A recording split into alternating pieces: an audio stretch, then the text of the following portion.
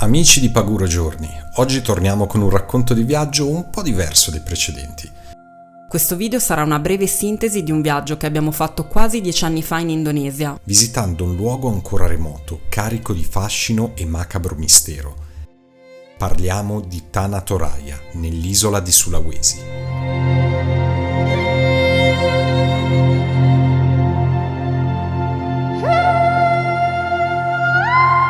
Questo luogo è conosciuto da pochi per il suo spiritualismo e i suoi riti funebri originali e macabri, che uniscono un'ancestrale tradizione animista al più recente cristianesimo.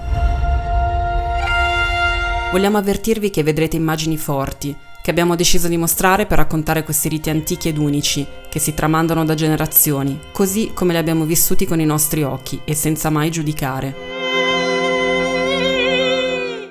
Ma partiamo dall'inizio. Essendo già stati più volte in Indonesia, questa volta abbiamo voluto esplorare nuove mete in questo incredibile paese a cui siamo molto affezionati.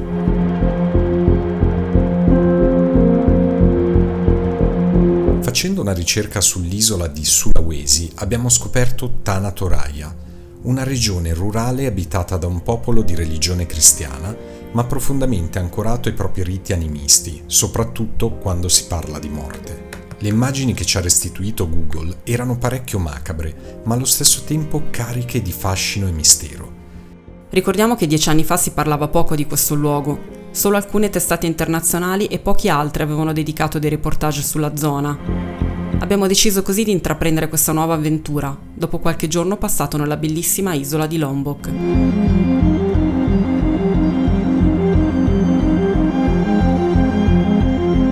Arrivati nel traffico infernale di Makassar, capoluogo di Sulawesi, abbiamo iniziato il nostro viaggio verso Tanah Toraja.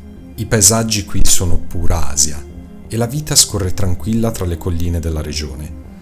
Accompagnati da una guida prenotata prima del nostro arrivo, ci siamo immersi subito nella cultura di questo popolo, cristiano ma con tradizioni ancora animiste. Abbiamo esplorato i villaggi della regione e la loro affascinante architettura, tipica e riconducibile solo a questa regione dell'Indonesia, dove la popolazione locale vive ancora seguendo la logica dei clan.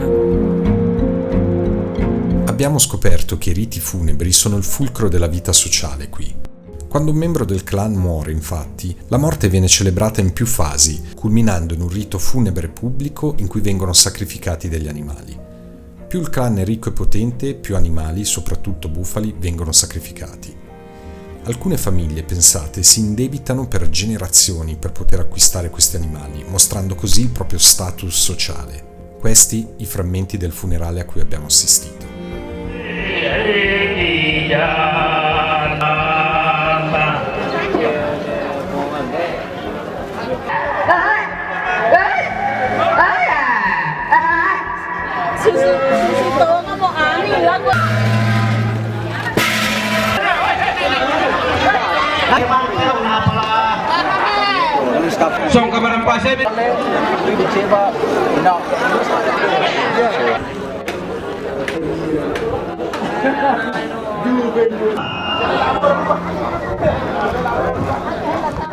Sono immagini forti e viene da porsi molte domande. Di certo questi sacrifici non sono vani, perché poi la carne dell'animale viene consumata tra i membri del clan oppure venduta al mercato.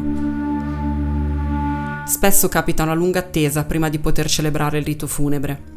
Per questo motivo questo popolo ha sviluppato una tecnica particolare di imbalsamazione che permette di conservare il corpo dei defunti nelle proprie case per mesi o addirittura anni. Siamo stati invitati nelle dimore di diverse famiglie che conservavano il corpo del deceduto in casa da tempo.